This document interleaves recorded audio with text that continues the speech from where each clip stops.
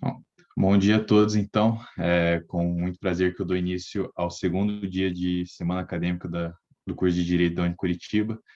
Agradeço a presença de todos que estão aqui, em especial do Dr. Rodrigo e da doutora Eliane, que aceitaram gentilmente o nosso convite.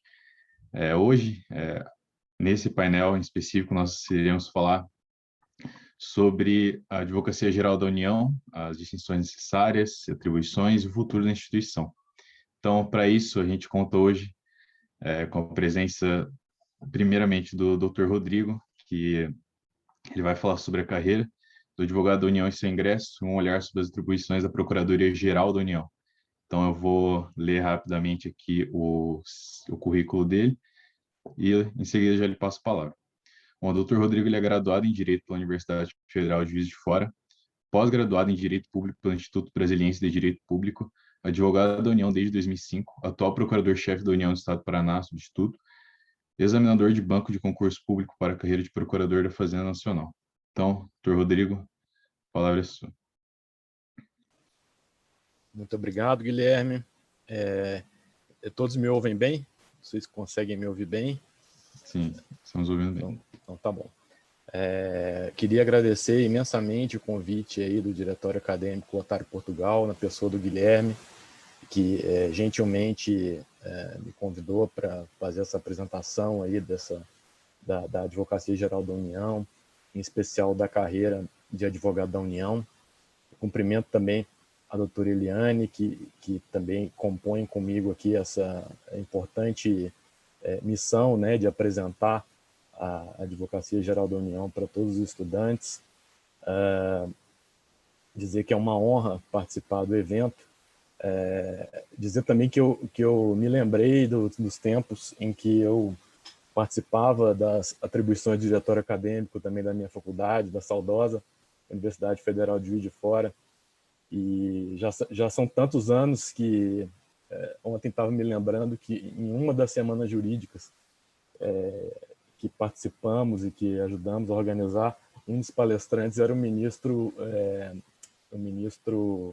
Gilmar Mendes, mas naquela época o ministro Gilmar Mendes não era ministro do Supremo, ele era advogado-geral da União. Então já faz um pouquinho de tempo, mas não pude deixar de me lembrar disso e de perceber a satisfação, né, de participar como acadêmico e também agora dentro da minha profissão podendo apresentar alguns aspectos que eu considero importantes. Então vamos lá, eu fiz aqui um PowerPoint para a gente poder acompanhar melhor. Queria ver se tá certo o PowerPoint aqui. Deixa eu ver se conseguem ver. Sim, estamos vendo, doutor. Tá, vou colocar aqui no modo de apresentação de slides para ficar melhor. Perfeito. Então vamos lá. O tema é a carreira de advogado da União e seu ingresso e um olhar sobre as atribuições da Procuradoria-Geral da União. Queria combinar com vocês um mecanismo, aí, uma proposta de organização. Primeiro eu vou falar um pouco da AGU, da criação da AGU, depois da carreira de advogado da União, uma pincelada sobre as atribuições consultivas da AGU, que é da Consultoria Geral da União, dentro da minha carreira, falar um pouco mais das atribuições da Procuradoria-Geral da União, que é onde eu exerço as minhas funções, e, por fim, falar um pouco sobre o concurso e um pouco sobre a minha experiência pessoal, que eu acredito que seja uma coisa que os estudantes possam considerar importantes. Aí, né, deixa eu só fechar um pouquinho a cortina aqui para o sol não atrapalhar. Para a gente conseguir prosseguir aí também, de alguma forma, demonstrar como é que funcionou para mim, né, essa questão do concurso, ingresso na carreira. Então, vamos lá. A AGU, senhores, ela foi instituída pela Constituição de 88, né, inserida entre as funções essenciais da Justiça. A Constituição tem um capítulo especial das funções essenciais da Justiça, né, onde estão inseridos o Ministério Público, a Advocacia Pública, né, que tem a Advocacia Geral da União e as Procuradorias Estaduais, dos artigos 131 e 132. Depois, a Advocacia, né, no artigo 133, e as defensorias públicas, no 134 e 135. Então, a primeira vez que a Advocacia Geral da União surgiu, né, no quadro institucional brasileiro, foi pela Constituição de 88. Podemos perguntar como era antes, então, né? Como é que funcionava antes? Não tinha atividade de advocacia pública? Existia atividade de advocacia pública. Era dividida em duas vertentes. Na vertente consultiva, nós tínhamos a Consultoria Geral da República, enfim, que é um órgão que foi criado em 1903 e exercia essas funções consultivas já aí há longo tempo. E as funções de representação judicial da União cabiam ao Ministério Público Federal. O Ministério Público Federal atuava em nome da União, cumulando com as demais atribuições criminais, civis, de curadorias, enfim. Era uma atribuição muito larga do Ministério Público, de modo que o Constituinte entendeu por bem que essas atribuições fossem partidas e se aglutinassem na Advocacia Geral da União as atribuições consultivas e judiciais. Então, o artigo 131 diz que a Advocacia Geral da União é a instituição que representa diretamente ou através é a instituição que diretamente ou através de órgão vinculado representa a União judicial e extrajudicialmente, cabendo nos termos da lei complementar. Agora, espera aí que está aqui cobrindo aqui. Cabendo nos termos da lei complementar que dispuser sobre sua organização e funcionamento das atividades de consultoria e assessoramento jurídico do Poder Executivo. Então, dois pontinhos que eu gostaria de ressaltar aqui.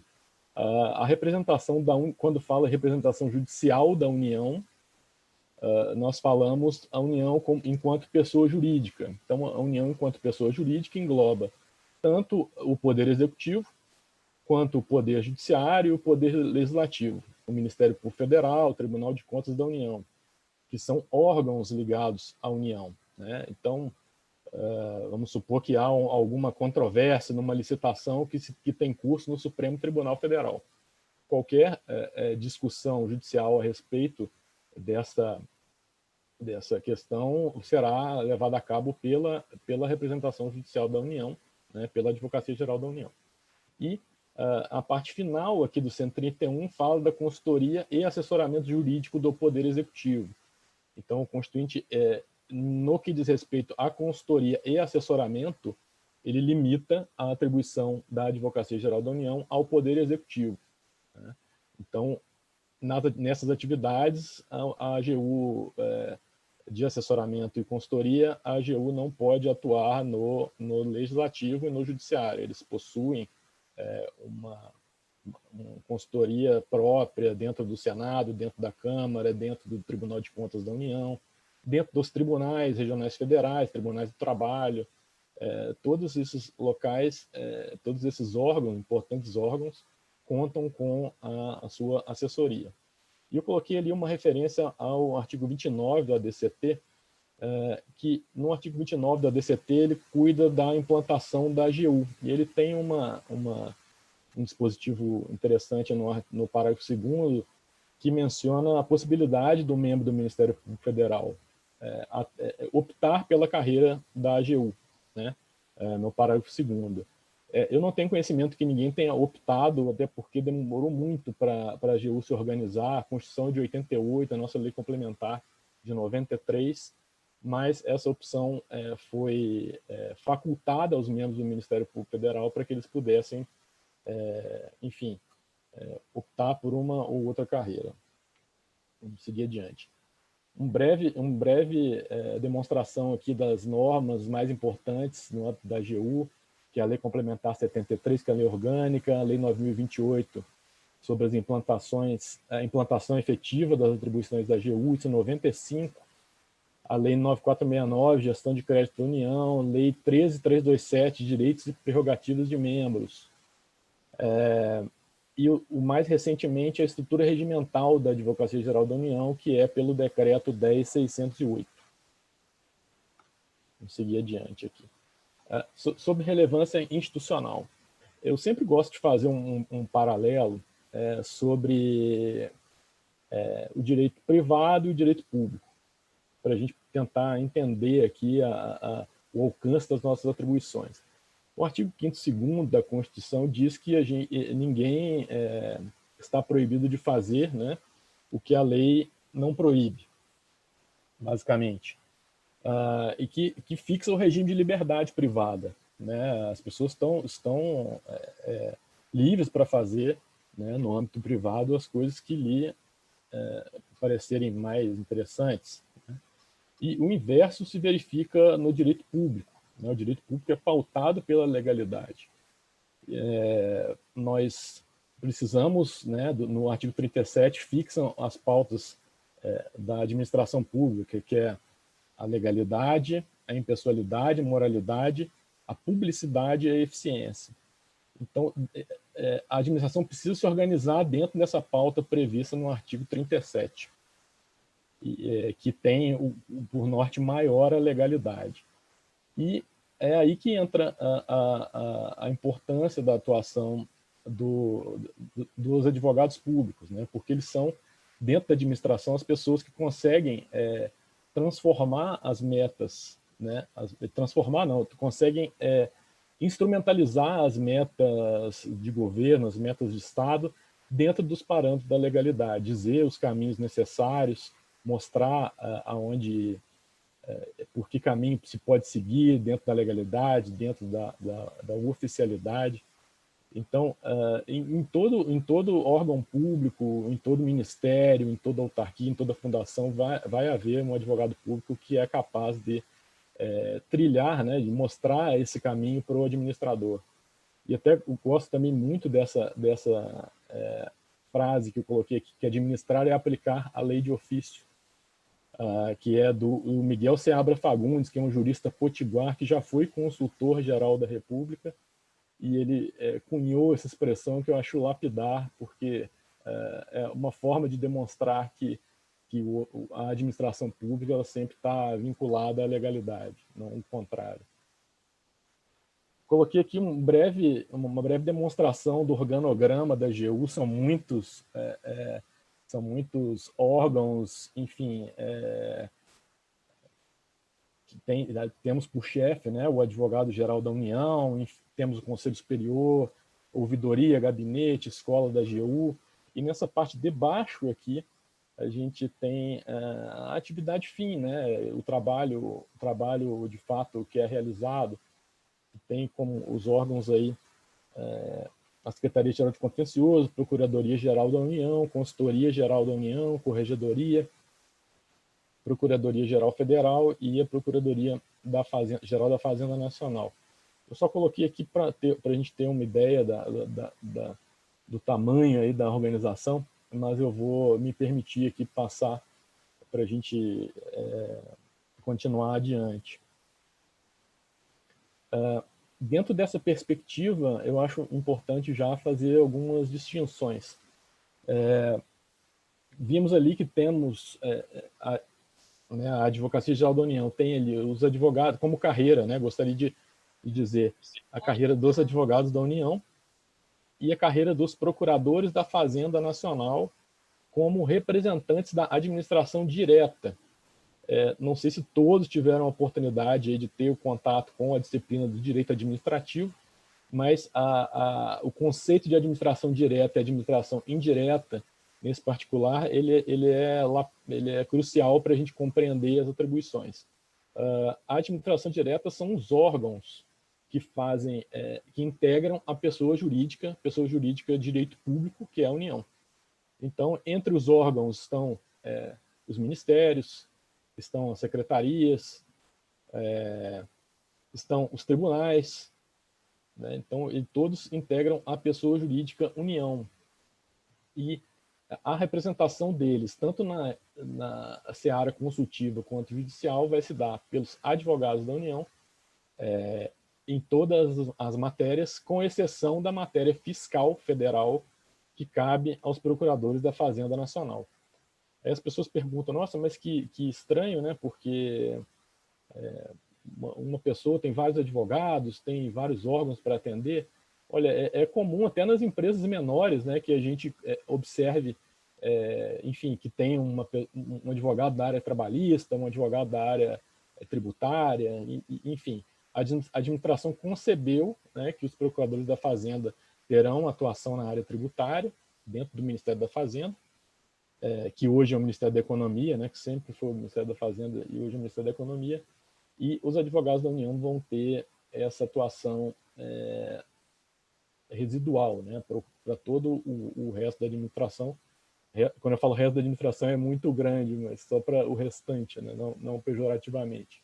E passando aqui para a administração indireta, eu falo sobre as autarquias e fundações públicas, que são também pessoas jurídicas de direito público, que compõem o que a gente chama de administração descentralizada, que também ocupa um papel de destaque na administração. Nós temos o INSS, é uma autarquia, nós temos todas as agências, né, a ANAC, a Anatel, a NTT, universidades federais, são todas autarquias e que compõem, então, a administração direta e são representadas pelos procuradores federais.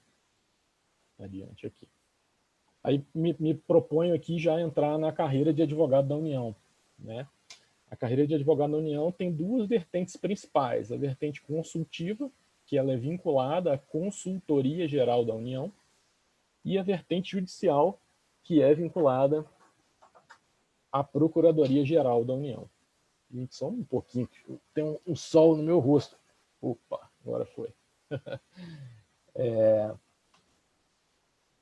Então, a vertente consultiva e a vertente judicial, que tem como os órgãos de cúpula a Consultoria Geral da União e a Procuradoria Geral da União.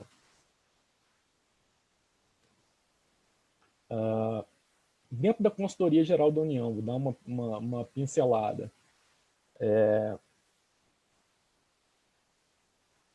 É a instância máxima, né? A Consultoria Geral é a instância máxima em matéria consultiva.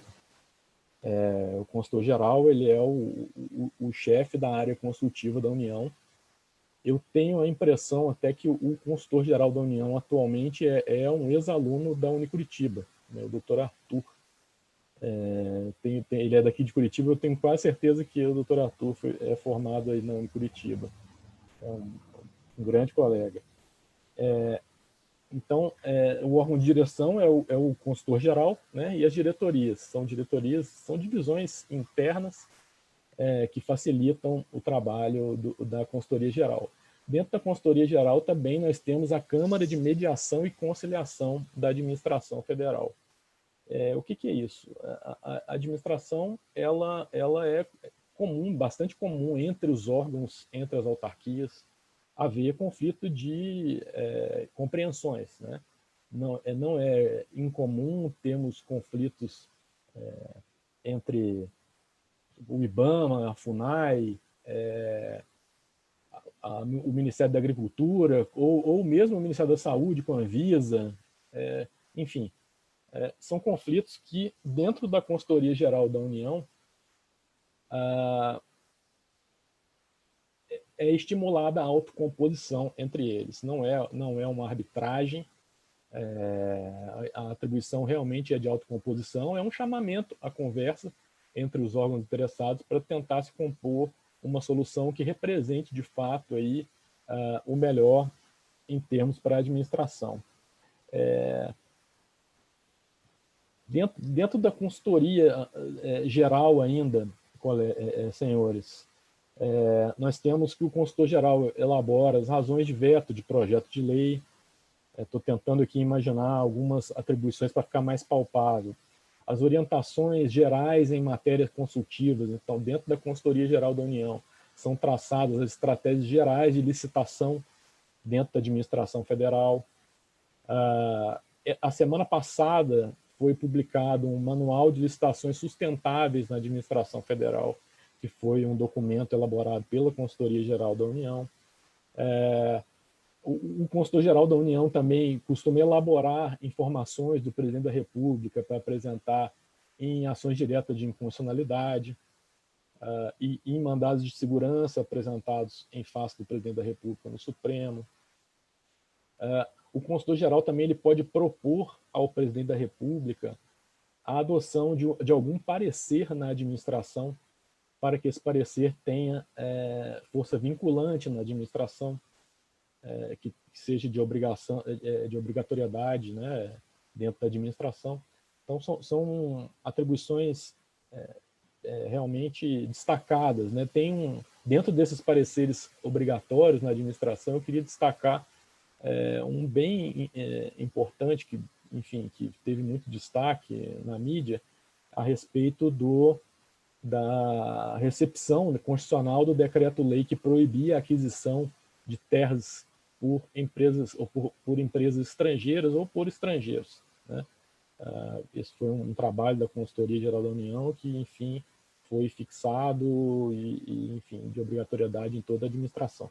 Mas deixa eu passar adiante aqui para as consultorias jurídicas dos ministérios. Também é uma vertente dentro da Consultoria Geral da União. Todo ministério tem uma consultoria jurídica. Então, o Ministério da Saúde, né, Relações Exteriores, Justiça, tem sempre ali a consultoria jurídica capaz de fazer as orientações necessárias.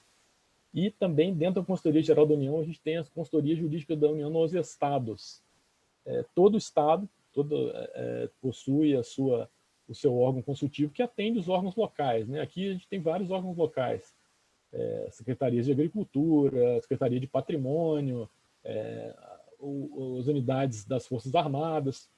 Então, dentro da CGU, hoje instituiu-se as ECJUs, né, divididas em 5 grandes ramos que não mais atendem um estado, o órgão local, né? O órgão, por exemplo, aqui no Paraná, não atende só os órgãos do Paraná. A gente foi dividido por matéria para que pessoas em todo o Brasil se dediquem em determinados assuntos, que são esses aí que eu enumerei: as aquisições, serviços com dedicação de mão de obra, serviços sem dedicação de mão de obra, obras e serviços de engenharia, patrimônio e residual. Então, vamos supor que tem uma licitação aqui que a aeronáutica vai fazer para comprar ar-condicionado, né?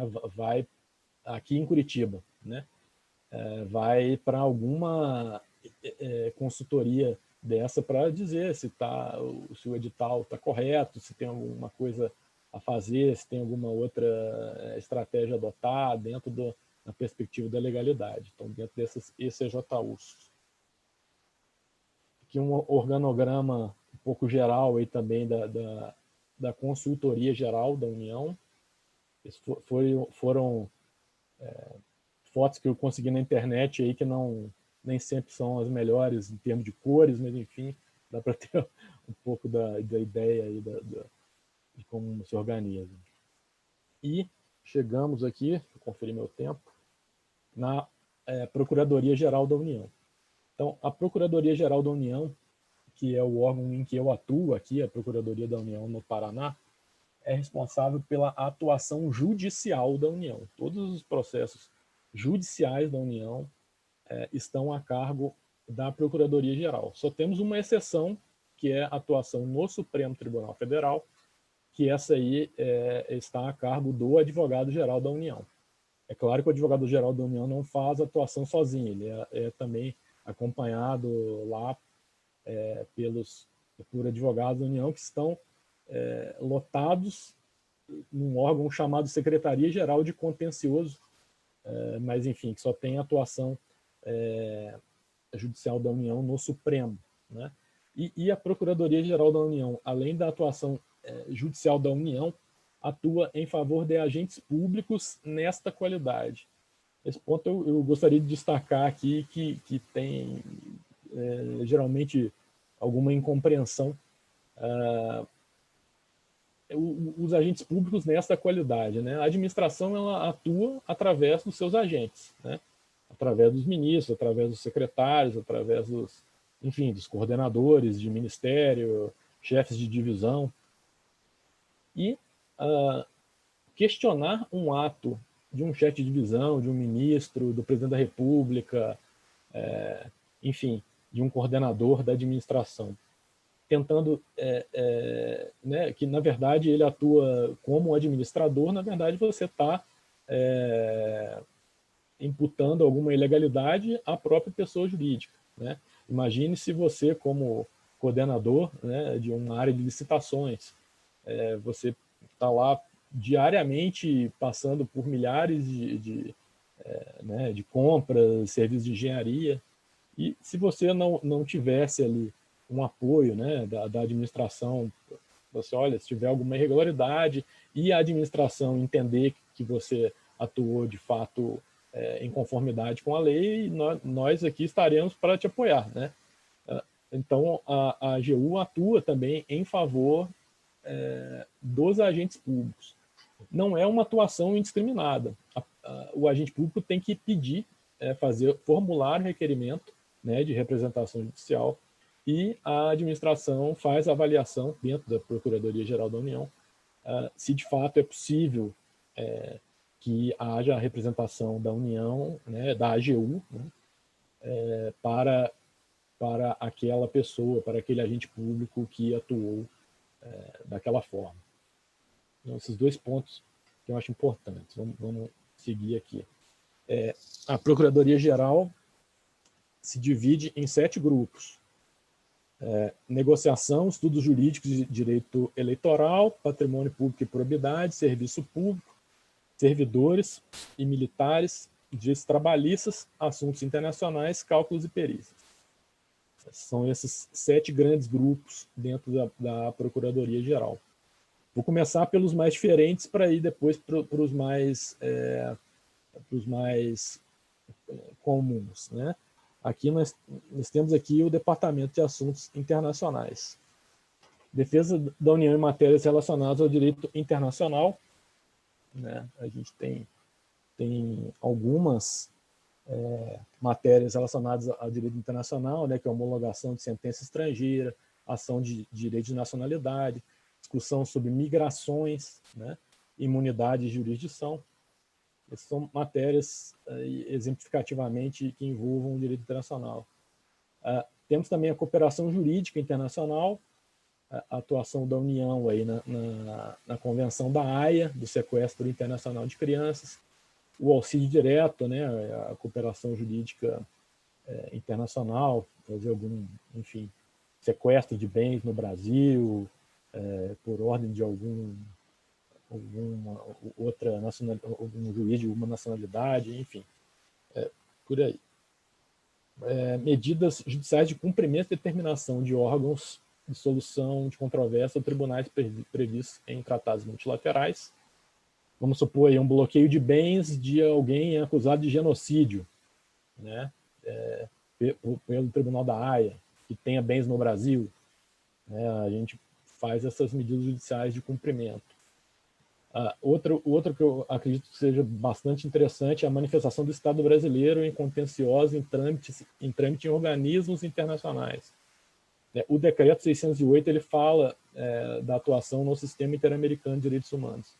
Então, esse grupo da Procuradoria-Geral da União vai fazer as manifestações do Estado brasileiro, né, as defesas, em eventuais contenciosos de organismos internacionais, em especial faço referência aqui ao do Sistema Interamericano de Direitos Humanos. Sobre contratação de escritório de advocacia para defesa em país estrangeiro. Nós temos habilitação, né, aqui na AGU para atuar no Brasil, né, em conformidade com as regras da Ordem dos Advogados do Brasil, e também nos organismos internacionais. Mas não temos licença, né, para atuar em país estrangeiro. O que se faz é a União contrata escritórios de advocacia em outros países para defender os seus interesses. Então, quem leva a cabo esses processos de contratação é o nosso Departamento de Assuntos Internacionais. Já foram contratados inúmeros escritórios na Suíça. Tem um caso que, enfim, aparece com alguma frequência na mídia, que é sobre o roubo da esmeralda, roubo de uma esmeralda na Bahia, que foi levada ilegalmente para os Estados Unidos. Ela está na Califórnia. Enfim, é um grande contencioso aí que a União busca reaver. Essa esmeralda ela tem 380 quilos e um valor assim, inestimável. Ainda não terminou a questão, mas, enfim, volta e meia esse assunto é pautado aí na nossa mídia.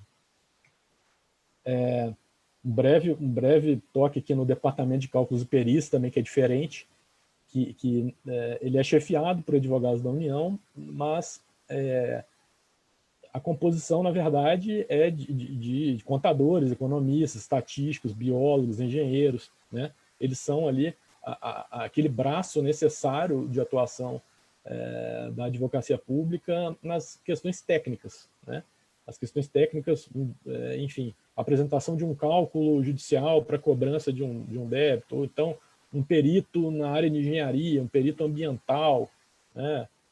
Um perito biólogo para, enfim, para ver questões ambientais em praia, né? Onde que altera o ecossistema, onde não altera o ecossistema. Essa questão é razoavelmente comum na atribuição ambiental da União.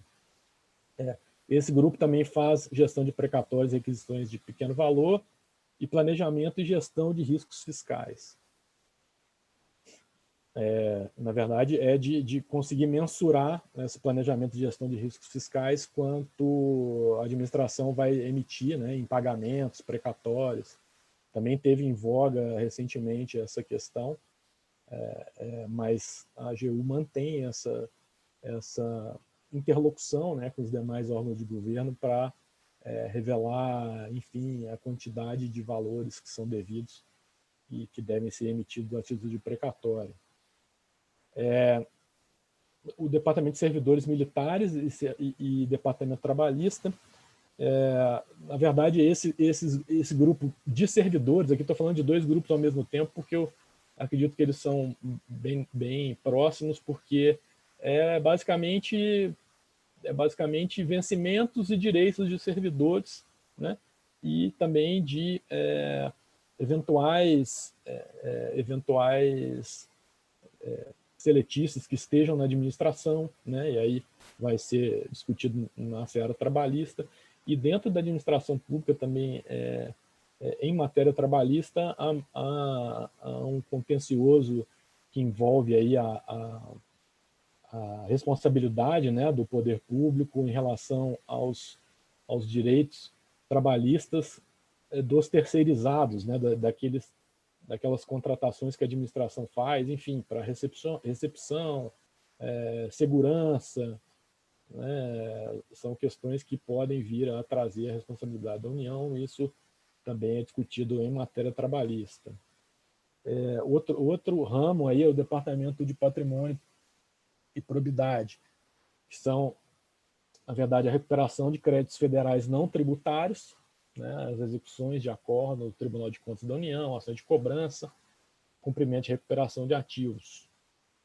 Dentro desse ramo também tem as ações de patrimônio público e meio ambiente, então as desapropriações, as possessórias, ações de tombamento, enfim, mas de meio ambiente são as ações civis públicas por excelência, né? Tutelas de probidade administrativa são as ações que a União, que o grupo ajuiza para a tutela da probidade contra, enfim, um servidor faltoso ou um administrador municipal que malversou recursos públicos. Então, esse tema aí é conduzido pelos advogados desse departamento. E atuação judicial para dar cumprimento a acordos de leniência. A gente sabe que nos acordos de leniência as partes elas apresentam vários fatos ilegais, assumindo a responsabilidade por alguns e imputando a responsabilidade a outros. Esse grupo também atua dentro desses acordos para ajuizar as ações necessárias de recomposição ao erário e responsabilização das pessoas indicadas nos acordos de leniência. Então, todas as atribuições desse departamento aí de patrimônio e probidade, que depois eu vou falar que eu atuei durante mais tempo. E o Departamento de Serviço Público aqui, que tem uma atribuição residual em relação aos demais, Enfim, as matérias principais são contratos administrativos, licitações, fornecimento de medicamentos e internações, saúde pública. Muito recentemente, a questão do auxílio emergencial, questões de infraestrutura, também aqui, até para conseguir situá-los, recentemente tivemos aqui em questão de infraestrutura duas questões que chamam destaque, que é a questão da dragagem do Porto de Paranaguá. Tem um procedimento em curso para aumentar, né, a profundidade, ali, o que a gente chama de calado do Porto de Paranaguá, que conseguimos que as obras prosseguissem. E outra questão também que foi a concessão dos aeroportos, né, dos aeroportos aqui de Curitiba, Londrina, Foz, Navegantes, e mais 2 aeroportos de cidades pequenas no Rio Grande do Sul, que havia um questionamento judicial por parte de uma associação comercial em Santa Catarina, e conseguimos que o 6º leilão de aeroportos prosseguisse, enfim, demonstrando a legitimidade do certame, e o leilão ocorreu, e a previsão para que a concessão do aeroporto Afonso Pena se ultime para bem breve. Eu acredito que outubro ou novembro, agora não estou certo. Então vamos. E o último aqui que eu deixei por último para a gente fazer um destaque aqui para as centrais de negociação, que é o Departamento de Negociação, Estudos Jurídicos e Direito Eleitoral. Esse a gente chama de um departamento transversal, né, que expede orientação em matérias comuns a todos os departamentos, né, por exemplo, em processo civil, enfim, tem compreensão do STJ a respeito de cabimento ou não de recurso especial, vamos fazer um IRDR a respeito de determinado assunto, né, incidente de resolução de demandas repetitivas. São todos condutas levadas a cabo aí por esse departamento.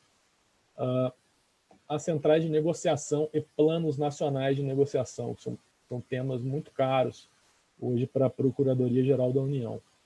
Primeiro dizer que durante muitos anos houve muita dúvida a respeito da possibilidade da administração negociar ou não, né? Já que o direito público é indisponível, se era possível conciliar ou não conciliar. Evoluiu-se já muito nesse aspecto, e a preocupação que se tem hoje é fazer negociações, mas fazer negociações que espelhem condições de igualdade para todos que participem. Então, nós temos hoje os planos nacionais de negociação. Selecionamos matérias, em geral, que a União é perdedora, né, para fazer esses planos nacionais de negociação, para chamar as partes para conversa, né? Como estratégia, estamos adotando as ações coletivas de servidores públicos, né? Vamos supor que tenha a receber alguma verba, e essa verba é, então, objeto de negociação dentro dessas centrais de negociação. Mas não é só isso. A central de negociação ela admite a condução, né, da conciliação em qualquer caso. Hoje você pode colocar lá no Google AGU conciliação, você tem a abertura da centrais de negociação dessa página, que tem esse logotipo, e você pode formular perante a administração uma solicitação aí enfim, de conciliação, né?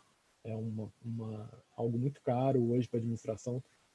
São muitos acordos realizados, são acordos assim, quando em ações coletivas com uma quantidade expressiva de diminuição do passivo, né, da administração. Em vez da administração ter que dar tratamento individualizado a todas as ações, cumprimento de sentença, ela dá aquela tacada e tenta resolver as ações de uma vez só. E para finalizar aqui, esse departamento, supervisão de agentes, da defesa de agentes públicos e defesa da União em matéria eleitoral. Então, vamos passar aqui, só para dizer rapidamente como funciona aqui,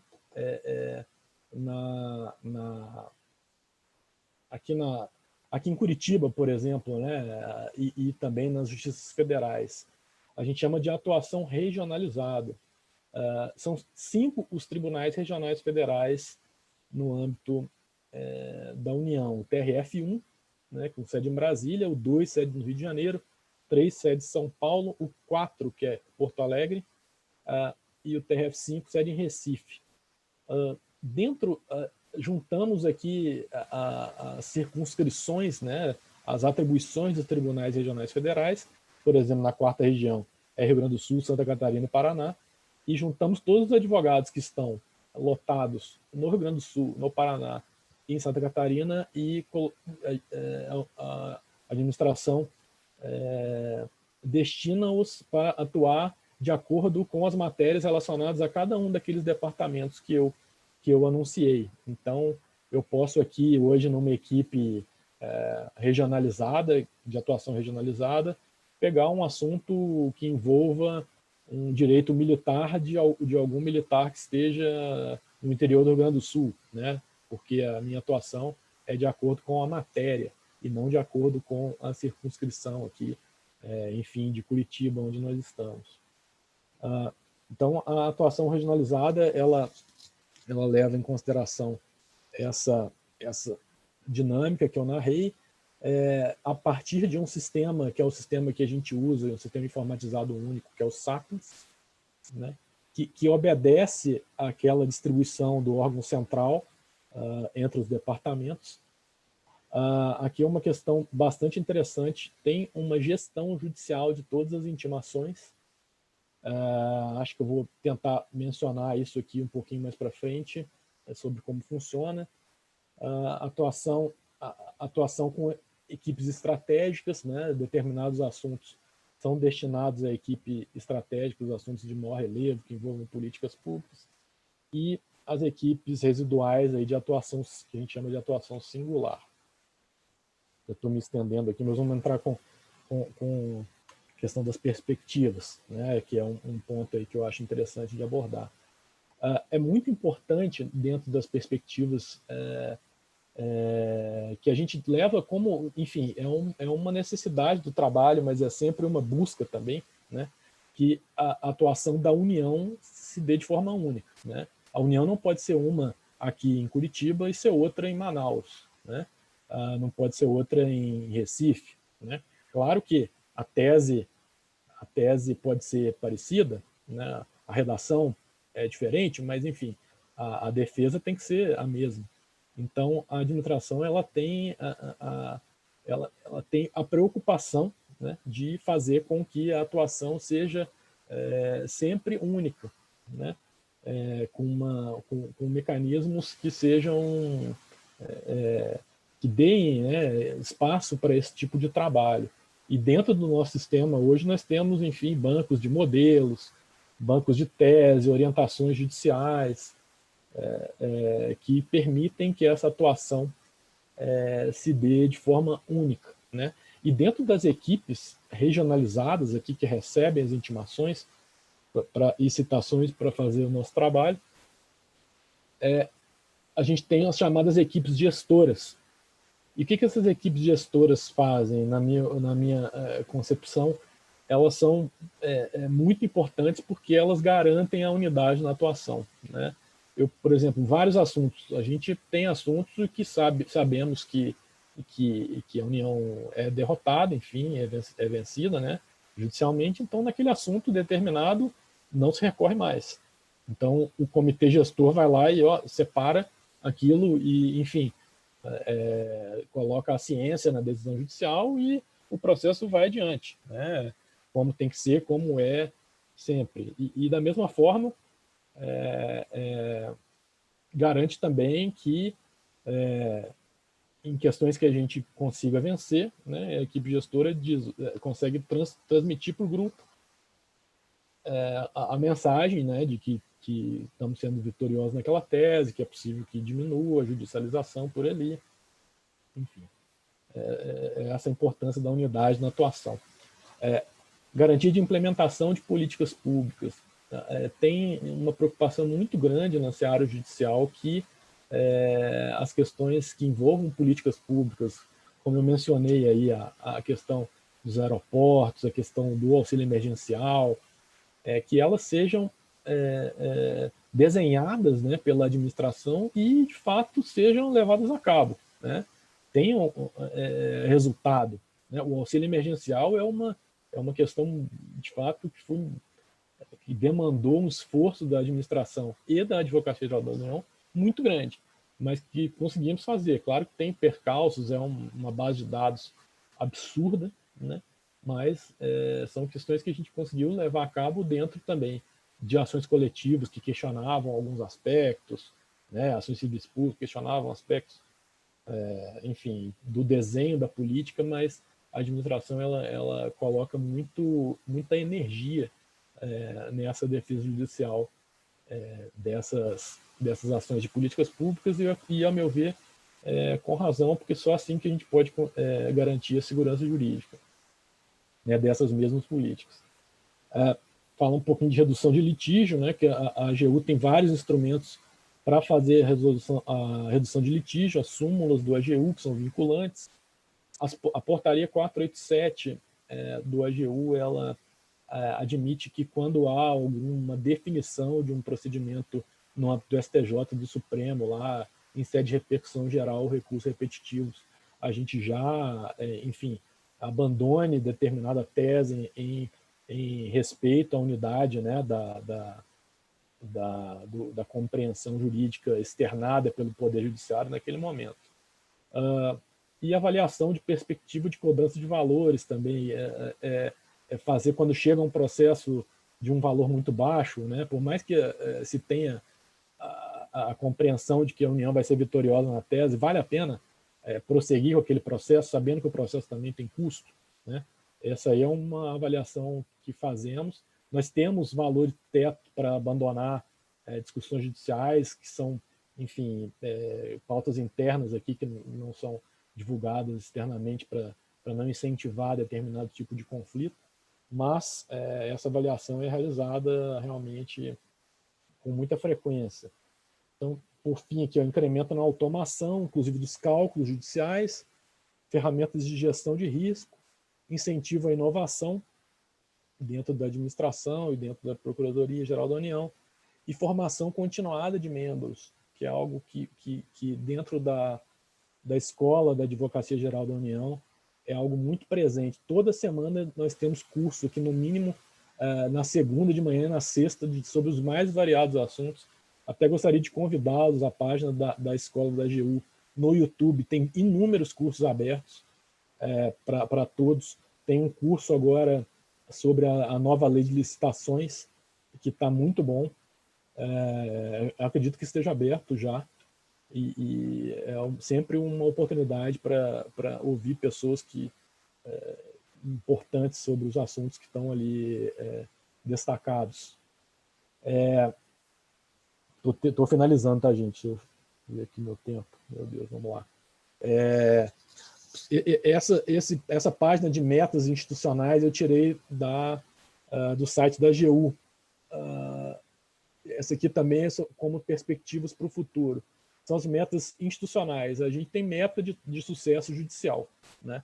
Dentro da PGU, tem uma meta setorial até um pouco mais alta que essa, que são cumpridas. Então, por exemplo, em 2021, eu asseguro aos senhores que a taxa de sucesso judicial da atuação da União é maior do que 60%, que aqui está aí na faixa vermelha, nessa meta 1 aí.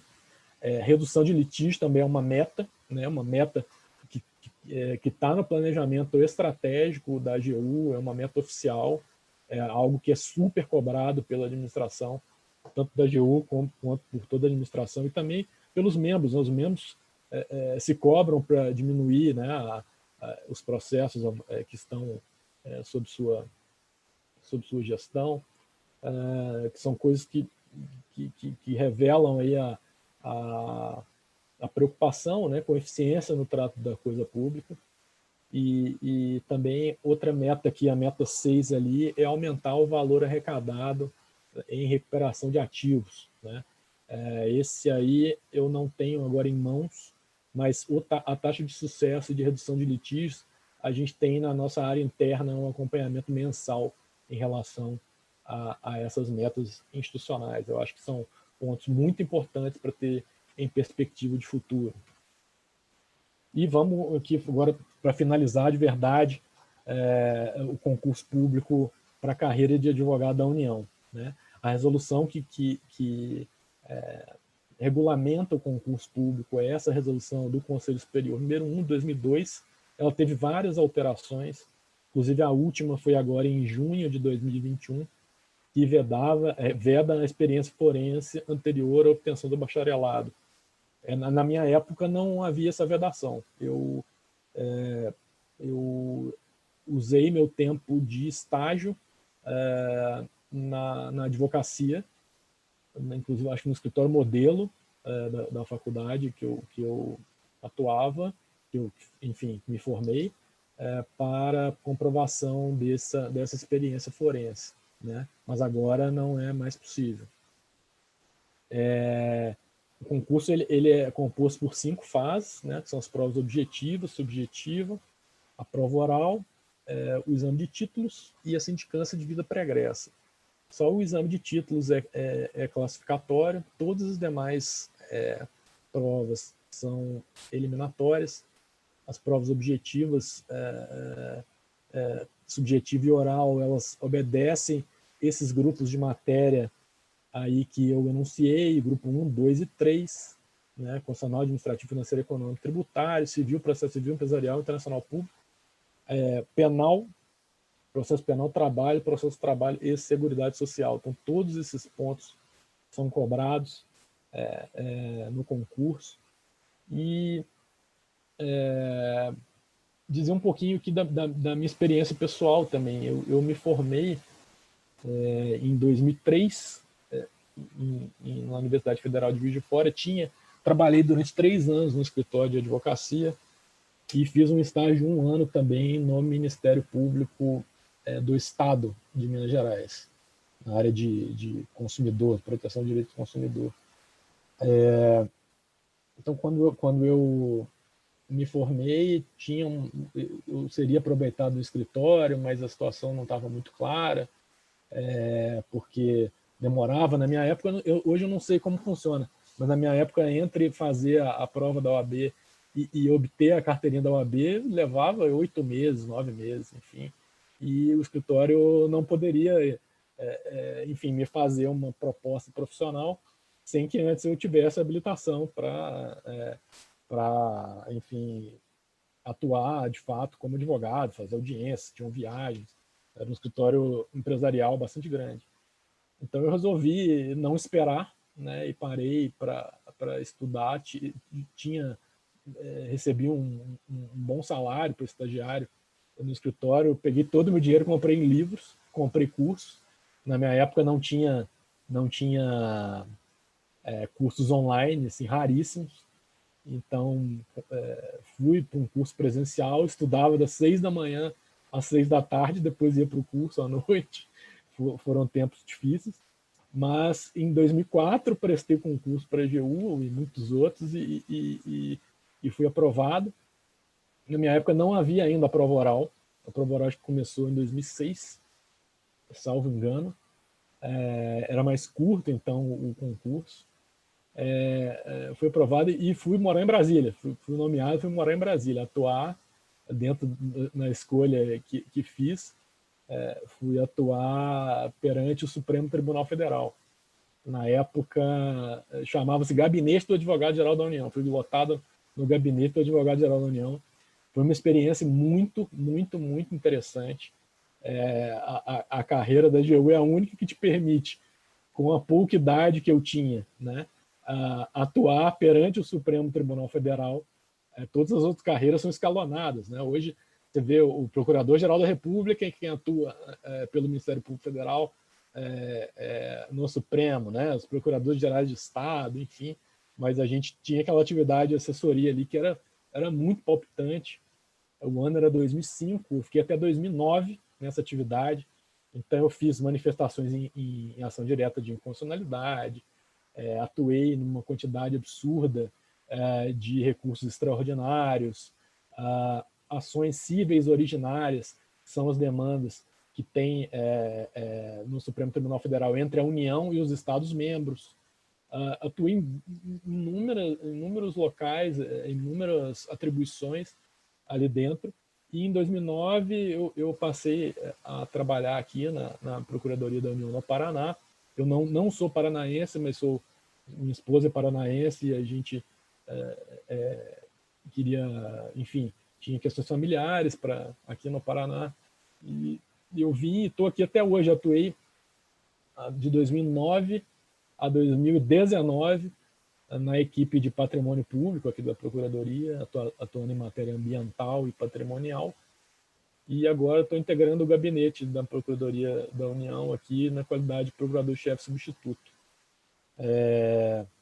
Dentro, com inúmeras perspectivas, né, dentro desse quadro aí, dentro da Advocacia Geral da União, mas podia ter trabalhado, né, em matéria consultiva, em vários outros locais também que são muito interessantes. Finalizei, acho que estourei um pouco tempo, peço desculpas para o Guilherme e para a doutora Eliane, mas me empolguei aqui, é um assunto que eu gosto muito, sou feliz na profissão. Acho que tenho que dizer também que é muito importante aí nessa avaliação das profissões a gente observar o que deixa a gente feliz, né? O que a gente projeta para o futuro, se enxerga no futuro fazendo aquela mesma coisa por muito tempo, né?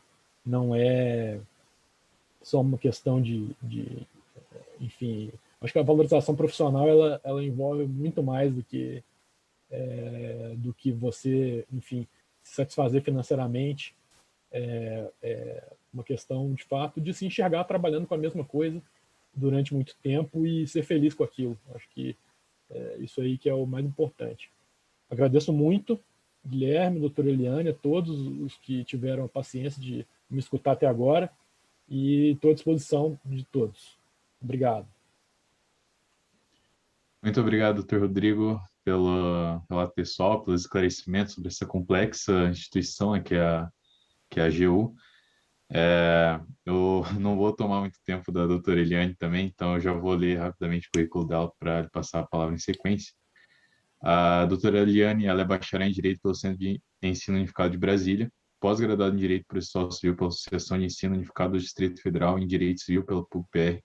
Foi advogada, funcionária pública federal, procuradora autárquica do INCRA, de 1997 a 2003, e hoje procuradora federal na Procuradoria Federal no Paraná, desde 2013. Então, doutora Eliane, a palavra é sua. Bom dia a todos, muito obrigada. Acho que não houve combinação melhor do que colocar ali o doutor Rodrigo me precedendo, não só por ser da AGU, né, mas também pela desenvoltura e o método e o conteúdo que trouxe, né? Então, eu penso que vou me ater um pouco mais nessa área da carreira, que é a que se identifica comigo. Assim, eu vou tentar compartilhar a tela aqui antes. Eu preciso, então, apertar no compartilhamento, não é isso? Pode compartilhar uma vez. De compartilhamento.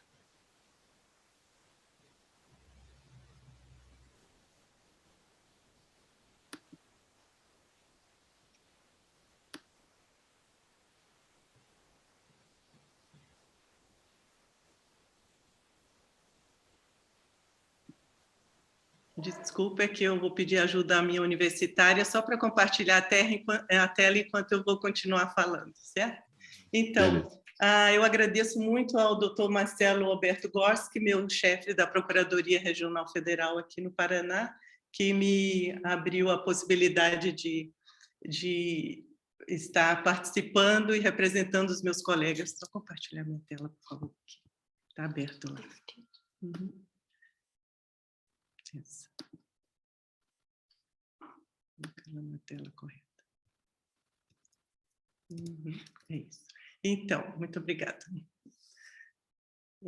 Quando a gente tem mais de 50, né, os universitários da casa ajudam a gente na parte eletrônica, sem dúvida. Então, eu me identifiquei muito quando vi o convite que a Unicuritiba tinha feito e o doutor Marcelo nos franqueou a oportunidade pela atuação que estou atualmente. Normalmente não consigo participar desses eventos porque não controlo muito o meu horário fazendo audiências, né, no subnúcleo trabalhista em especial, como eu vou me referir à frente. E então agradeço muito. Queria ressaltar um pouco a importância, todos sabem, né, senão não estaria vendo, e com um grupo tão rico que vai, seleto, que irá participar, espero poder assistir, ainda que gravado, as outras palestras. Mas por que acho importante? Porque eu me considero muito patriota, né? Esse sotaque que ninguém vai conseguir discernir é porque eu sou baiana de Brasília e moro em Curitiba há 24 anos, né? Então é uma mistura. Mas a formação foi em Brasília, mas nasci na Bahia. Mas eu acho muito importante, como patriota, nós, que eu digo, estudantes, profissionais que têm nível superior na questão da mudança do nosso país, não é? Por quê? Porque, sabendo um pouco mais, eu, por exemplo, aprendi hoje com o doutor Rodrigo algumas coisas que não me ative a ver com relação à atuação da Advocacia Geral da União. Então, estamos sempre aprendendo. E quanto mais nós aprendemos, mais nós somos livres de preconceitos, né? O preconceito normal do povo, de um modo geral. E aí, quando a gente ascende a certos cargos, certas funções, livre desses preconceitos, muito melhor vamos atender a nossa sociedade, não é isso? Então, por exemplo, digamos que dos colegas que estão assistindo, os futuros juristas, vão ser juízes, por exemplo. Conhecendo um pouco mais da AGU, como hoje está sendo franqueado, vão atuar com outra performance. Um se torna ministro, ou outro se torna um deputado, né? Ou mesmo um presidente. Quando a nossa formação, né, é mais rica, mais completa, menos preconceitos, melhor para a sociedade. Então, isso é muito bom, e a gente saber o que vai fazer, né? Vou me ater mais um pouco na parte final, que é a questão do ingresso, porque, como disse, por ter tido dos 9 anos aos 30, quando me casei, em Brasília, me tornei uma concurseira, né? Porque o doutor Rodrigo morou lá, sabe? Tem até colegas professores de inglês, outros eram geólogos, voltaram para a faculdade para fazer o direito, porque Brasília tem um campo muito grande de concursos públicos. Então, me identifico com essa área e, nesse ano, estou completando 30 anos de vida profissional. Para mim foi importante esse evento também, para marcar assim o fato de, assim como o doutor Rodrigo, eu demonstrar que estou satisfeita pela escolha que fiz e também por fazer parte de um órgão hoje em ascendência. E assim como ele pôde dar o exemplo no final, eu penso assim que a minha trajetória vai demonstrar como bem própria para quem se interessa pela carreira jurídica. Então, me coube falar do papel da Procuradoria-Geral Federal e o ingresso na carreira, né? Esse é o órgão responsável, como o doutor Rodrigo já citou, que veio, né, originado da Advocacia Geral da União, pela representação judicial e extrajudicial das autarquias e fundações públicas federais, pelas respectivas atividades de consultoria e assessoramento jurídicos e pela apuração da liquidez e certeza dos créditos de qualquer natureza inerentes às suas atividades, inscrevendo-os em dívida ativa para fins de cobrança amigável ou judicial. A gente vai voltar um pouquinho nele, é a definição geral que vem da própria lei. Né? Foi a Lei 10.480, de 2002, que, ao criar a Procuradoria-Geral Federal, definiu um novo órgão, que esse novo órgão seria integrado pelas procuradorias, departamentos jurídicos, consultorias jurídicas e assessorias de todas as autarquias e fundações federais. Quem são essas autarquias? Já foi colocado. são aqueles que integram a administração direta do governo, né? Da administração pública, a direta e a indireta. A direta, os advogados da União defendem, e a indireta, os procuradores federais, né? O artigo 9º dessa lei, né, fala sobre a criação da PGF, que é vinculada à AGU, né? E a AGU cabe supervisionar a PGF. O artigo 10 diz, mais uma vez, com relação às atribuições. Um pouquinho de história ali, diz assim: a criação da PGF da carreira estabeleceu um novo paradigma para a prestação de serviços jurídicos às autarquias e fundações federais, equacionando vários dos problemas verificados a partir do modelo originalmente implantado após a Constituição. Isso aí eu acho que diz muito com relação ao que se constatou e verificou, né, do que acontecia num país desse tamanho, com tantas procuradorias espalhadas em tantos órgãos, cada um atuando dentro do seu know-how, da sua limitação, da sua dificuldade. Imagine, né, do Rio Grande do Sul lá ao Amazonas, como que eram essas procuradorias, né? E a AGU, percebendo isso, né, antes da lei, primeiro foi a medida provisória de 2001, né, que criou, e depois foi convertido em 2002. Então, a AGU, percebendo essa dificuldade, essa necessidade, desejou assumir mais diretamente a representação judicial dessas entidades. Então, nesse contexto de dificuldade, falta de hegemonia, né, de harmonia nos pronunciamentos, eu penso também de qualidade do serviço ser, né, ter um nível bom de representação para os órgãos públicos, a AGU, então, tomou essa iniciativa de criar a PGF. No caso, eu posso dizer um pouquinho que vislumbrei muito dessa necessidade, porque atuei 11 anos aqui em Curitiba, na Procuradoria Federal, no INCRA, né, a Procuradoria Autárquica junto ao INCRA. Então, fui 11 anos procuradora lá. E o INCRA, no estado do Paraná, é especial, né? Se bem que eu imagino que em várias regiões possa ter peculiaridades, mas eu digo pelo valor das terras, aqui bem diferente de lá da minha terra aqui é muito cara, muitos problemas sérios, né? Muitas desapropriações, bilionárias, inclusive, passaram pela AGU, por causa do patrimônio da União também, terras públicas.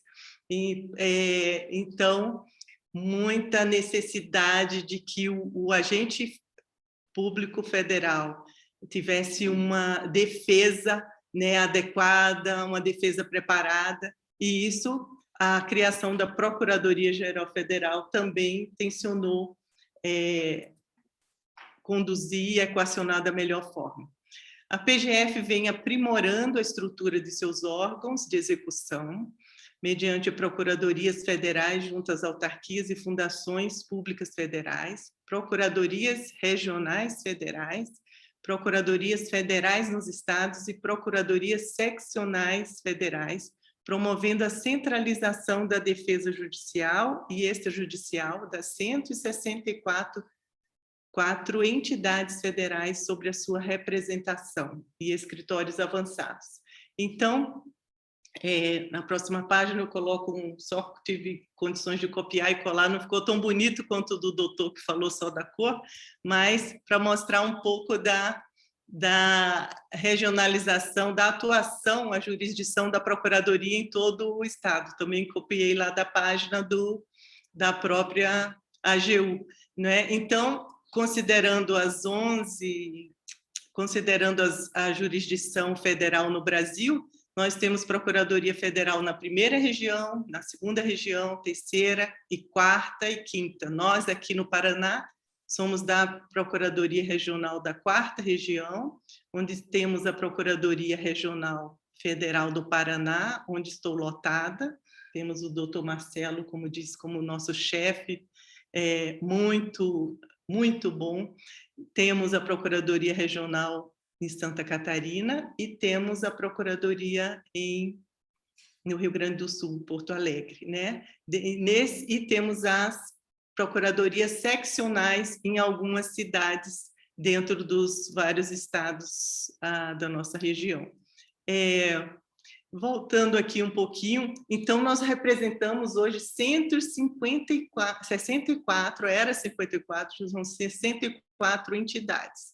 Não raramente eu tenho que falar isso nas audiências, porque os juízes falam: doutora, a senhora aqui, mas a senhora não é da Universidade Federal? Aí eu: calma aí, excelência, hoje tem umas 3 audiências, deixa eu ver quem é que eu sou aqui mesmo hoje, né? Então, não, hoje eu sou o DENIT, né? Então, eu estou representando aqui o DENIT.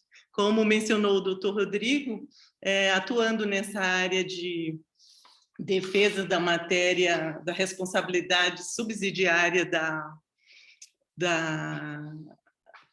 do órgão federal, né? Nós somos demandados muito, e esses últimos 10 anos, quase 11 que estive lotada nesse setor, vejo o incremento, doutor, dessa área, e muito importante, que eu sempre disse: olha, é dinheiro público também, é dinheiro público. Então, como o doutor sabiamente colocou ali, o que não é legal cabe a nós verificar. Infelizmente, né, ainda muito se demanda aquilo que não é devido, e se não houver a defesa do erário, né, para limitar as pretensões do particular, né, às vezes em se locupletar, em receber além do que é devido, seja um colega, um funcionário público demandando contra o órgão, seja o particular, né, querendo aproveitar ali de uma ação e faz aquela petição de A a Z. Se não for o advogado público, o procurador federal, infelizmente, é o nosso dinheiro de contribuintes que vai pagar a conta. Hoje nós temos uma realidade muito melhor com relação a isso, onde, por mudanças no entendimento jurídico, eu já tive casos que a parte desistiu do polo passivo ter o órgão público, porque sabe que hoje vai pagar a sucumbência e sabe também que, se nós estamos corretamente fiscalizando o contrato, não vamos ser condenados na ação. Então, nós temos visto esse incremento. Mas aqui nesse ponto, depois de destacar essas entidades, como o doutor falou, DENIT, INSS, imagine quantas demandas do INSS, né, onde se pede auxílio-doença, onde se pede o benefício por incapacidade de um modo geral, quanto trabalho nós temos, né? E isso eu quero frisar para os futuros colegas aí, estudantes da Unibrasil, né, principalmente na parte final, que é muito trabalho, né? E depois que eu ouvi o AGU falar, eu falei: lá também tem muito trabalho. A gente sempre acha que o vizinho tem um pouquinho menos que nós, né? Mas não é não. Então, mas, olha, por vocês estarem ouvindo um pouquinho mais antiga ainda que o doutor, hoje eu recomendo a carreira, porque, olha, aquilo ali que está entre parênteses, que chama sistemas, né? Porque ali diz que a gente tem aprimorado, né? Os governos têm investido e aprimorado e valorizado a defesa, a advocacia da União, a Procuradoria Geral Federal. Nós temos hoje até sistemas que nos ajudam muito no trabalho, sistemas que em 97, quando eu entrei, assumi lá no INCRA, né, para procurador autárquico, não tinham, né? Era na máquina de datilografia que a estagiária datilografava nossas petições, né? E depois, então eu peguei uma realidade muito diferente. Então, hoje nós temos uma carreira valorizada e em ascendência também pelos meios que estão sendo investidos e estão sendo valorizados assim como é devido e a nossa Constituição, né, previu. São exemplos, como dissemos, a Anatel, INSS, DENIT, FUNAI, IBAMA, INCRA, Anvisa, INSS, universidades de um modo geral, né, ICMBio, Esses e mais umas dezenas compõem todos os órgãos públicos que nós representamos. E, não raro, você tem que esclarecer isso aos próprios magistrados. Também porque, como o doutor Rodrigo falou, eu falei, olha, então, não sou tão velha, a carreira é nova, né? Quer dizer, então a gente está acompanhando esse crescimento. Então, não é de se espantar que, às vezes, o próprio magistrado não sabe a quem está intimando, né? Algumas vezes o doutor Roberto recebe lá um oficial de justiça, né, quando era pessoal, antes da pandemia, né, que deveria estar intimando a nós e intima a AGU lá. Por quê? Porque é difícil, às vezes, a secretaria ou o judiciário fazer essa distinção, quem representa quem. Não raras vezes a gente peticiona dizendo, não, vá lá para o órgão, é o outro órgão, não é aqui. Então, é necessário esse esclarecimento para vocês e para todos nós como sociedade, né?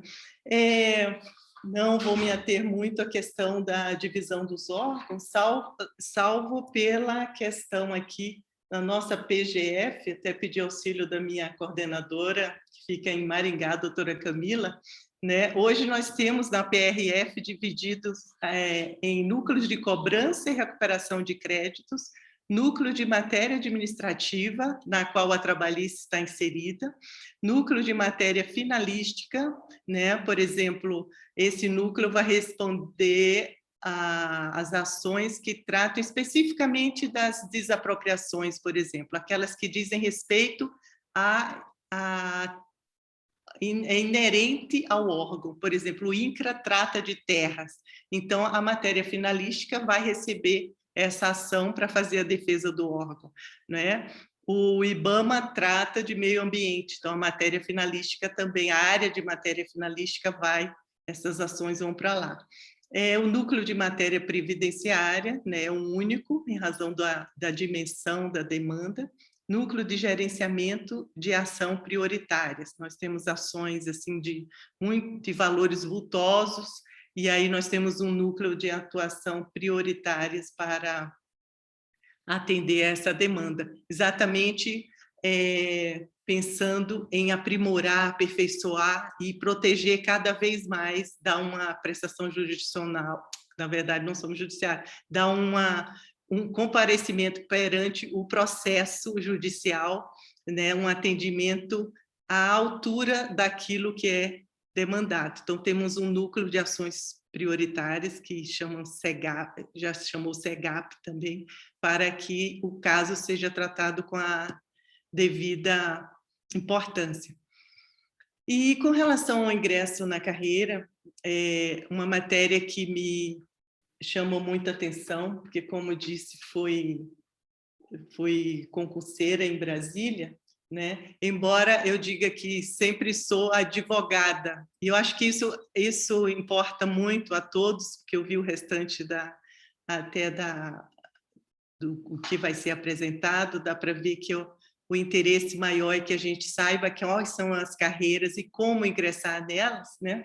E eu tive a oportunidade de escrever, inclusive, um livro chamado Dando essas dicas, que para mim foram muito válidas, que foi para passar no concurso público, e eu gosto sempre de dividir aquilo que Deus me dá, me abençoa, né? Falei, vou colocar num livro. Escrevi bem na época que não estava bem de saúde, em 99, então não fiz lançamento, né? Deve ter a venda na editora e no Chaim, mas normalmente eu presenteio amigos, né? E quero presentear pelo menos os 5 que me mandarem um e-mail depois, né? Eu guardo para ajudar as pessoas que querem saber o caminho das pedras. Por que tive essa ideia? Porque fui bem sucedida com a aprovação em primeiro lugar no concurso para procurador autárquico. E essas dicas eu creio que não são importantes apenas para passar no concurso de procurador federal, mas de todo e qualquer concurso. E por isso queria dividir com vocês aqui também, né?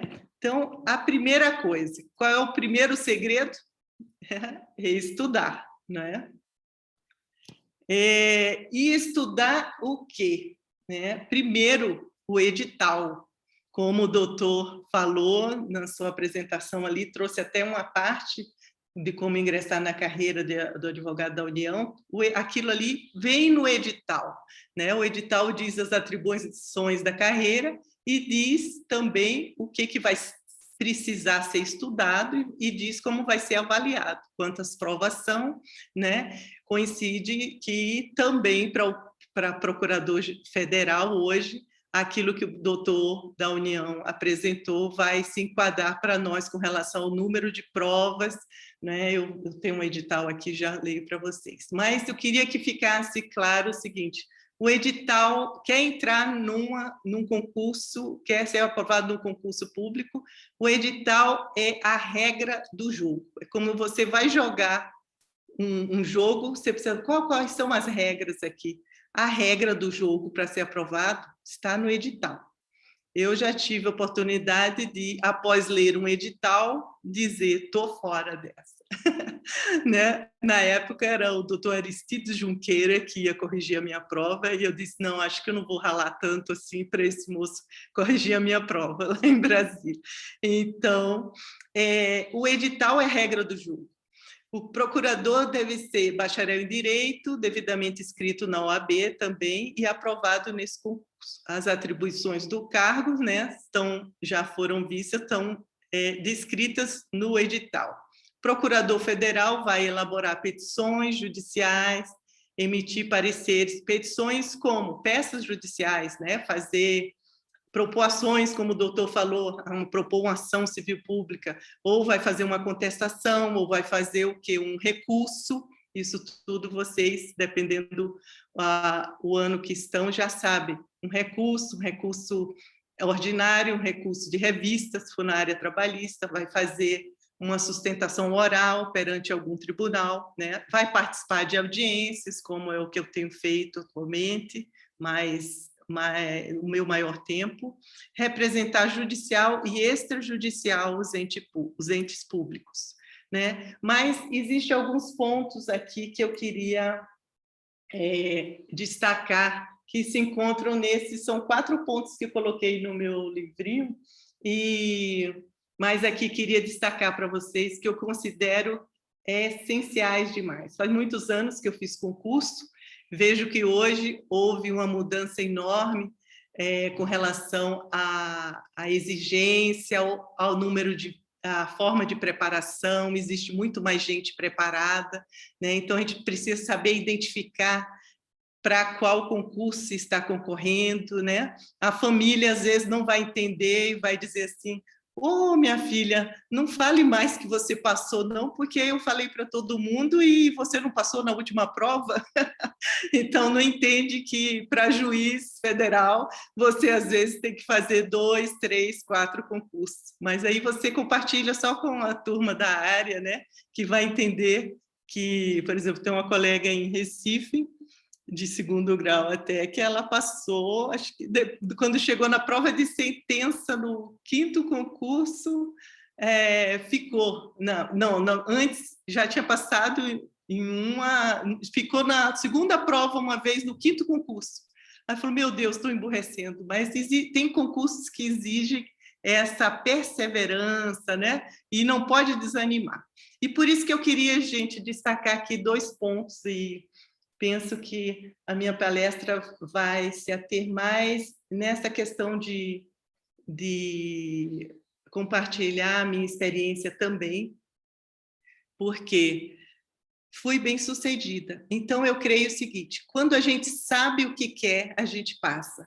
Quando eu olhei para o lado, lá em Brasília, há muitos anos atrás, e vi os colegas passando e eu não estava passando, eu vi que havia uma diferença.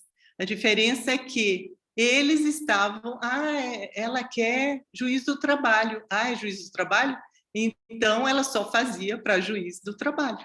E o outro quer, eu não sei bem o que eu quero, se eu quero ser delegado federal ou se eu quero ser advogado da União. Olha, enquanto você não sabe, o problema que eu acho maior de não se saber é que os programas vão ser um pouco diferenciados. E como hoje o preparo é bem maior, a concorrência a concorrência vai ser maior, o que acontece?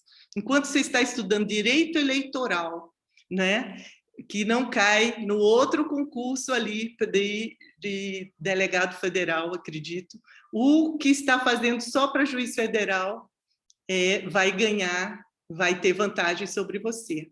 Então, as diferençazinhas entre os programas, né, faz com que a gente ganhe ou perca com isso. Então, quando a gente sabe o que quer, né, então, na época, eu disse assim, olha, eu vou parar de fazer para tudo e eu gosto de ser advogada. Assim como doutor, eu tive uma experiência, na época era exigido 3 anos de prática forense, eu fui advogar 3 anos, né?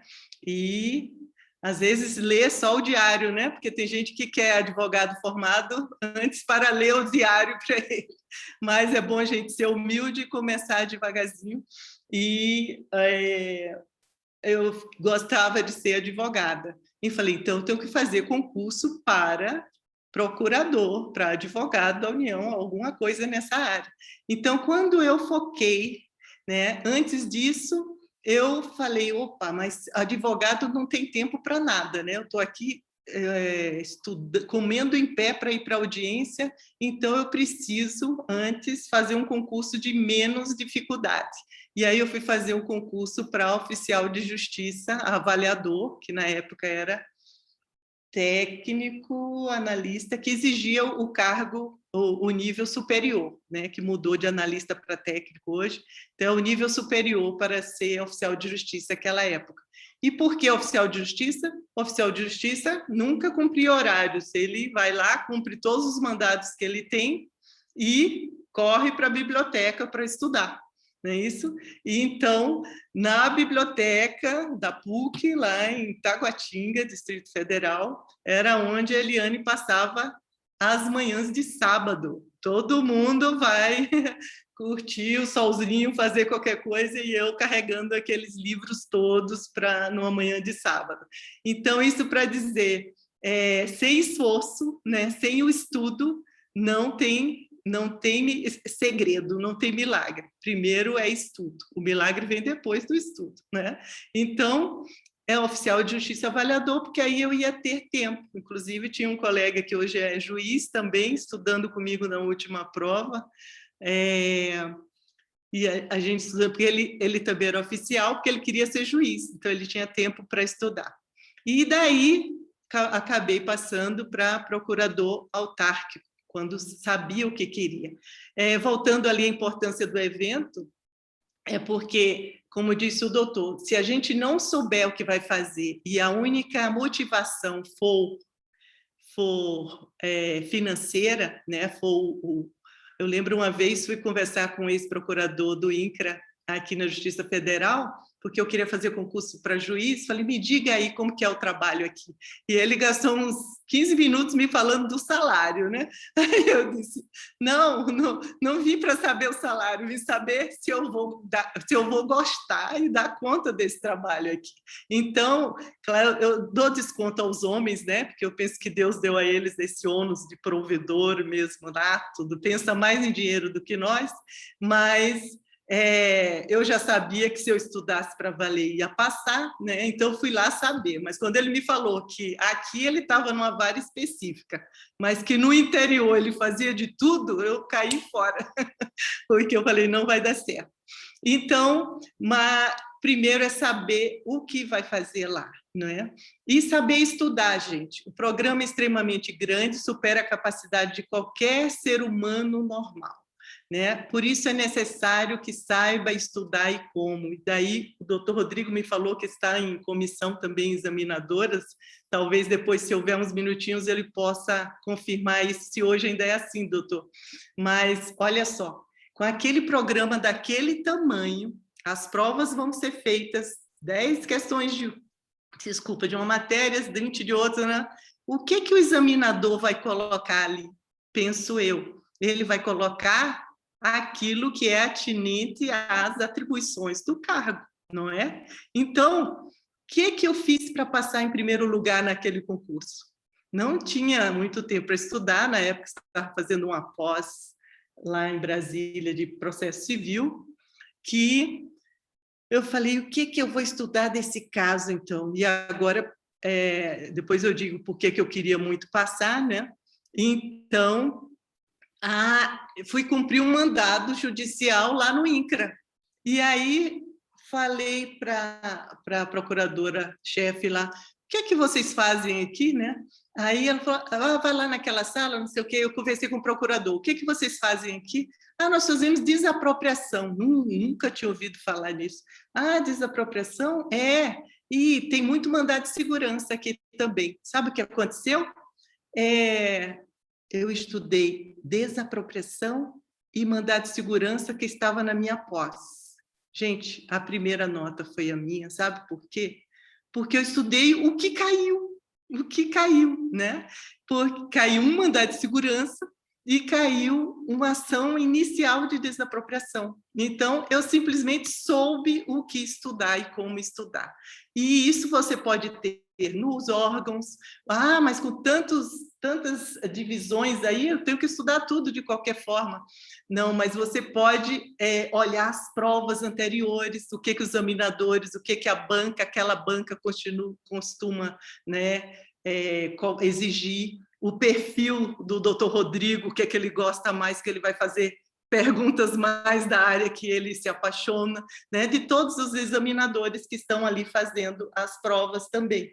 E isso dá vantagem a nós, né? O cursinho preparatório é sempre necessário para quem está longe, não para quem saiu hoje da faculdade, que está fresquinho com tudo na mente, eu creio que não precisa disso, mas para quem está desatualizado, sim. E isso é que eu queria destacar para vocês com relação a ser aprovado no concurso público. E advertir o seguinte: cuidado, se você seguir os passos, você pode passar. Sabe por que eu disse isso? Uma, porque meu pai, que o Senhor recolheu há uns 9 meses, já foi psicólogo e confirmou isso para mim, que tinha pacientes que diziam: doutor, eu sou juiz, como é que eu peço exoneração? Vou me chamar de louco, mas eu não nasci para isso, né? E eu tive colegas em Brasília que passaram para delegado federal e também não quis saber, e ainda bem que não tinha pedido vacância que defende o estado do DF lá, procuradora do DF, e ficou lá. Então, quer dizer, pode ser que você passe para algo que não tenha a ver com o seu perfil e você não vai ser feliz ali, mesmo ganhando seus 20, 30 mil reais, né? Então, não é só isso. Se você seguir isso, seguir aquilo para o que você gosta e você nasceu para fazer, isso é muito importante. Agora, é possível. Eu sempre lembrava assim, a nossa cabeça, o nosso cérebro está aqui e o outro passou, né? Então, o concorrente maior sou eu mesmo. E a Constituição de 88 nos deu esse privilégio de que o concurso só depende de você mesmo, né? Não tem a antiga peixada, não tem o QI de quem indique, é você mesmo e você pode passar. Né? Então, eu agradeço e peço que Deus te abençoe, porque, como eu falei do milagre, eu dizia, era bumbum na cadeira e joelho no chão, porque esse Deus que nos ama mais do que tudo tem a nossa profissão, né, a nossa vida aqui como meio apenas da gente atingir o fim principal da nossa vida, que é honrar. Desejo isso a vocês e quem me mandar os 5 primeiros e-mails, eu deixo os livros lá na Unibrasil, ou vocês pegam comigo na Procuradoria Federal. Muito obrigada. Doutora Eliane e doutor Rodrigo, eu agradeço muito por todas as palavras, esclarecimentos sobre a Advocacia Geral da União, a diferença entre PGF e PGU. Então, enfim, a gente infelizmente está passando um pouco do tempo já, a gente vai ter um outro painel daqui a pouco. Então, enfim, eu queria muito rapidamente agradecer em nome do diretório acadêmico também, da Unicuritiba, e abrir a palavra para caso vocês queiram fazer esclarecimentos, palavras finais, um agradecimento, que a gente vai encerrar o painel. E,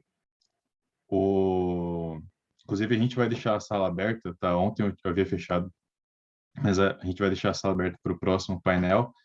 E aí, se vocês quiserem continuar aqui na conferência, podem ficar ou entrar novamente depois.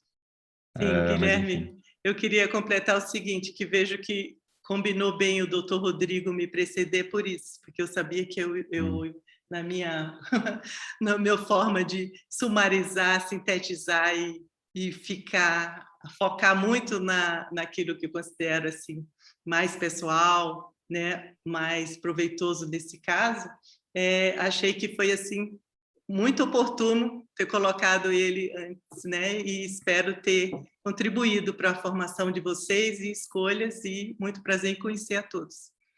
Com certeza contribuiu muito. Muito obrigado, doutora Eliane. Eu queria, Guilherme e doutora Eliane, só agradecer novamente também. Foi uma oportunidade muito boa. Fiquei animado, super animado com as palavras da doutora Eliane, e também me identifiquei muito enfim, com essa perspectiva pessoal, né, da gente tentar colocar um olhar pessoal, se enxergar fazendo aquilo por muito tempo, né? Ela já está aí desde 97 na atribuição, eu estou desde 2005 e eu me vejo com alegria prosseguindo, né? Eu acho que é muito importante a gente